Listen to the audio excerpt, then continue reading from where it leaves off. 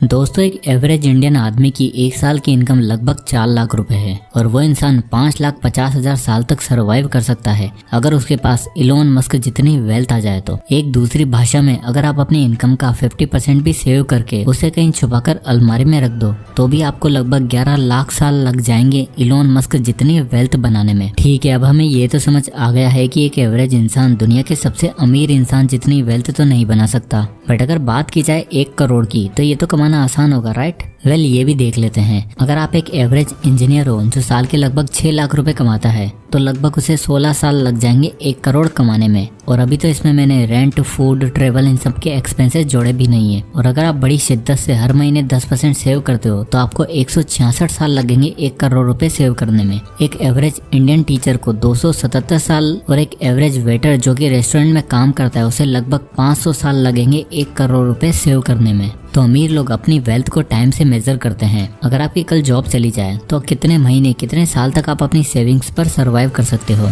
ये होती है ट्रू वेल्थ की definition. Rich dad poor dad के ऑथर रॉबर्ट कियोसाकी की ये किताब हमें फाइनेंशियल इंटेलिजेंस देती है जिसे हमने शायद कहीं खो दिया था, या यूं कहें कि ना तो हमारे टीचर ने ना ही हमारे स्कूल ने हमें सिखाया। ये किताब हमें एक ऐसा रास्ता दिखाती है जो शायद हमें बचपन में सिखाना चाहिए था। पैसों के ऐसे सीक्रेट जो अमीर लोग अपने बच्चों को देते हैं, बट जो लोग अमीर नहीं है उनके लिए ये किताब एक वरदान के बराबर है। और जिसने भी इस किताब के लेसन्स को नहीं जाना वो हमेशा रेट रेस में ही फंस कर रह जाएगा। इस वीडियो के खत्म होने तक मैं आपसे वादा करता हूँ कि आपने जो इतने सालों में नहीं सीखा होगा वो आज आप सीखने वाले हो। और इस वीडियो को पूरा देखने के बाद आप दुनिया के केवल उन गिने चुने लोगों में आ जाओगे जो इस रेट रेस की जंजीरों को तोड़कर अमीर बनना चाहते हैं, लाइफ में कुछ ऐसा करके दिखाना चाहते हैं जो शायद बहुत कम लोग इसे करने की सोच पाते हैं। और सही मायनों में फाइनेंशियल फ्रीडम क्या होती है आज आपको पता चलेगा। So let's begin.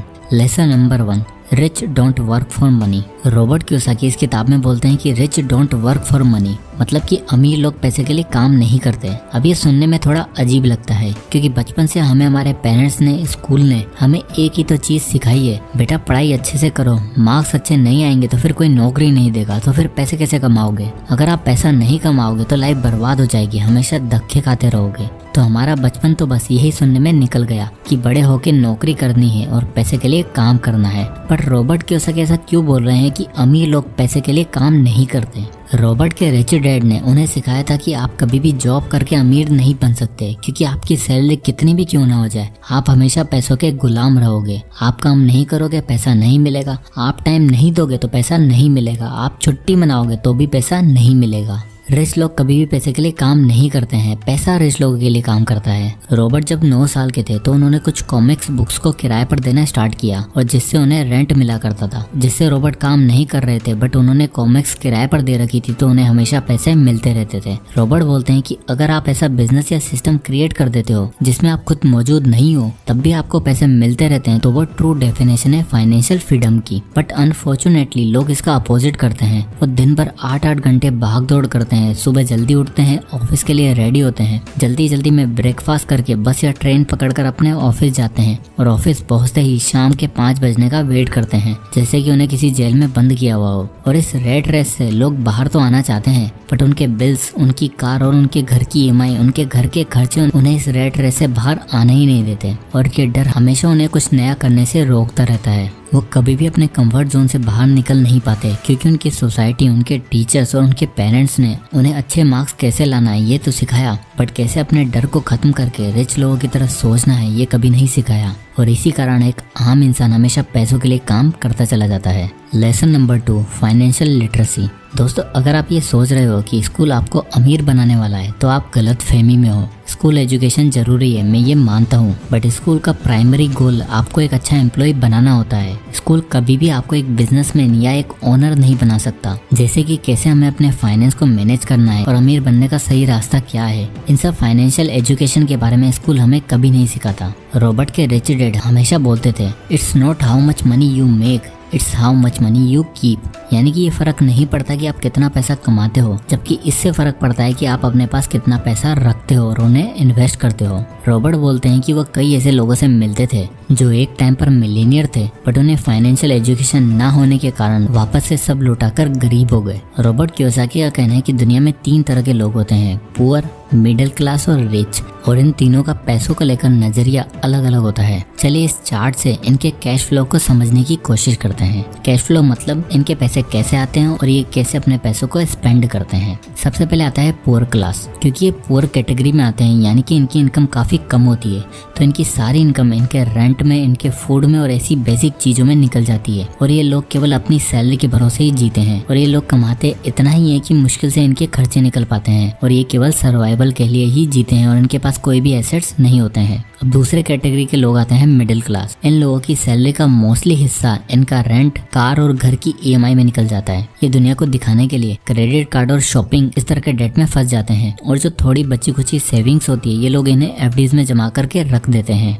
इनके भी कर्जे में डूबे रहने का मेन रीजन इनको फाइनेंशियल एजुकेशन की नॉलेज ना होना होता है। तीसरे कैटेगरी के लोग आते हैं रिच। इन लोगों की मोस्टली इनकम इनके एसेट से होती है, जैसे कोई प्रॉपर्टी लेकर उसे रेंट पर दे देना, कोई बिजनेस एक्वायर करके या फिर स्टॉक्स में पैसा इन्वेस्ट कर देना, जिससे इन्हें हमेशा रेगुलर इनकम होती रहती है और इनके बिना भी इनका काम चलता रहता है और ये अमीर पे अमीर होते चले जाते हैं। रॉबर्ट बोलते हैं कि अगर आप बाकी लोगों की तरह काम करोगे तो आप हमेशा रेट रेस में ही फंसे रहोगे और आप मेनली दो लोगों के लिए काम करोगे। पहला, आप उस कंपनी के लिए काम करोगे जो आपको सैलरी देती है और आप उससे उस कंपनी के ओनर को और अमीर बनाते जाओगे, और दूसरा, अगर आपके ऊपर डेट है तो आप बैंक के लिए काम कर रहे हो और बैंक अमीर होता जा रहा है। तो अगर आपको रेट रेस से बाहर आना है तो आपको एसेट्स और लायबिलिटी के फर्क को समझना पड़ेगा। हमेशा उन्हीं चीजों को एक्वायर करने की कोशिश करो जो आपकी जेब में पैसा लाकर दें, ना कि आपकी जेब से पैसा निकालें। Lesson number 3, overcoming fear. Robert बोलते हैं कि मैं आज तक ऐसे किसी भी इंसान से नहीं मिला जिसे पैसा खोना पसंद हो, और न ही किसी ऐसे अमीर इंसान से मिला हूँ जिसने अभी तक कोई पैसा नहीं खोया हो। बट मैं ऐसे बहुत से लोगों से मिला हूँ जिन्होंने आज तक कहीं पर भी इन्वेस्ट नहीं किया है, क्योंकि उन्हें एक डर होता है, वो है पैसे खोने का डर। यहाँ तक कि हर अमीर इंसान को भी पैसे खोने का डर होता है, पर प्रॉब्लम ये नहीं है कि आपके अंदर पैसे खोने का डर है, जबकि प्रॉब्लम ये है कि आप उस डर को हैंडल कैसे करते हो। और एक अमीर और एक गरीब इंसान में बस यही फर्क होता है कि वह इस डर को कैसे हैंडल करते हैं। रॉबर्ट बोलते हैं कि जब आप 20 की एज में होते हो तो आप ज्यादा इजीली अमीर बन सकते हो, बट जब आप 30 की एज में होते हो तो आपके ऊपर काफी रेस्पॉन्सिबिलिटी होती है, आप ज्यादा रिस्क नहीं ले सकते हो। और रॉबर्ट अपने पुअर डैड का एग्जाम्पल देते हुए बताते हैं कि इसी डर के कारण उनके पुअर डैड ने कभी कुछ नहीं किया और हमेशा पैसे के टॉपिक को अवॉइड किया। और एक बहुत ही अच्छी कहावत है ना, everyone wants to go to the heaven, everyone wants to go to the heaven but no one wants to die. यानी कि हर किसी इंसान को अमीर तो बनना है, बट रिस्क लेना या फिर अपने डर का सामना करना कोई नहीं चाहता। इसलिए हम ज्यादातर टाइम पैसे के टॉपिक को अवॉइड करते हैं और कभी इन्वेस्ट नहीं करते, क्योंकि हमें उसे खोने का डर है। और अगर आप फेलियर का सामना नहीं करोगे तो सक्सेसफुल कैसे होगे। Lesson number 4, everything is not risky. Robert बोलते हैं कि अक्सर लोग जो चाहते हैं वो हासिल नहीं कर पाते हैं। क्यों? क्योंकि उन्हें लगता है कि लाइफ में एवरीथिंग इज रिस्की। लोगों को लगता है कि हमें तो बस एक ऐसी जॉब करनी है जिसमें हम सिक्योर रहें, कहीं अमीर बनने के चक्कर में हम सब कुछ लुटा ना बैठे, और इस जॉब सिक्योरिटी के चक्कर में वो कभी भी कोई एक्शन लेते ही नहीं है। रॉबर्ट के रिच डैड बोलते थे कि अगर तुम अमीर बनना चाहते हो तो तुम अभी जो सोचते हो, तुम्हारी जो अभी थिंकिंग है, तुम्हें उसका एग्जैक्ट अपोजिट सोचना होगा, तुम्हें अपनी सोच बदलनी होगी। रिच डैड बोलते थे कि अगर तुम जॉब सिक्योरिटी के बारे में सोचते रहोगे तो तुम लाइफ टाइम हार्ड वर्क ही करते रहोगे, इससे तुम नहीं तुम्हारा बॉस अमीर होता जाएगा। और अगर तुम अपना बिजनेस बिल्ड करना स्टार्ट करोगे तो स्टार्ट में हो सकता है कि तुम्हें परेशानियों का सामना करना पड़े, लेकिन बाद में तुम्हें काम नहीं करना पड़ेगा और तुम तब भी पैसा कमाते रहोगे। और बचपन में जब रिच डैड ने यह लेसन रॉबर्ट को बताया था तो रॉबर्ट का ये सवाल था कि ऐसा करना रिस्की नहीं होगा क्या। इस पर रिच डैड बोले कि तुम्हारे पेरेंट्स पैसे बचाने के लिए क्या करते हैं। इस पर रॉबर्ट बोले कि वो सेल का वेट करते हैं और जब सेल होती है तो वो नए कपड़े, नए जूते, ये सारी चीजें सस्ते में ले आते हैं, जिससे वो काफी पैसे बचा लेते हैं। यहाँ तक कि जब वो फूड पर सेल होती है और वो सस्ते में मिल रहा होता है तो उसे फ्रिज में जमा करके रख लेते हैं। इस पर रिच डैड हंसते हुए बोले, मतलब कि तुम्हारे पेरेंट्स पैसे बचाने के लिए बहुत हार्ड वर्क करते हैं।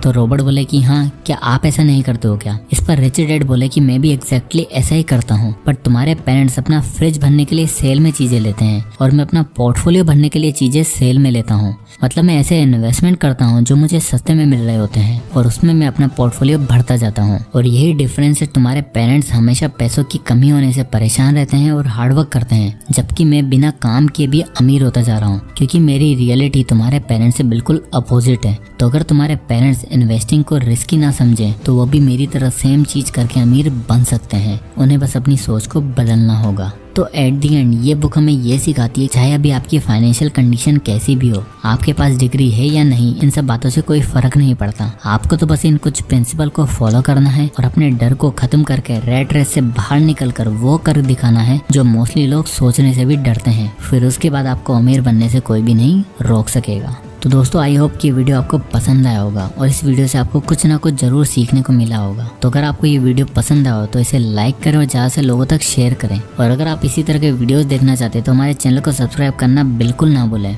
मैं इसी तरह के वीडियोस लाता रहता हूँ। और अगर आप किसी भी बुक या टॉपिक पर वीडियो चाहते हैं तो हमें कमेंट करके जरूर बताएं, मैं उस पर वीडियो बनाने की पूरी कोशिश करूँगा। तो मिलते हैं नेक्स्ट वीडियो में, तब तक के लिए जय हिंद।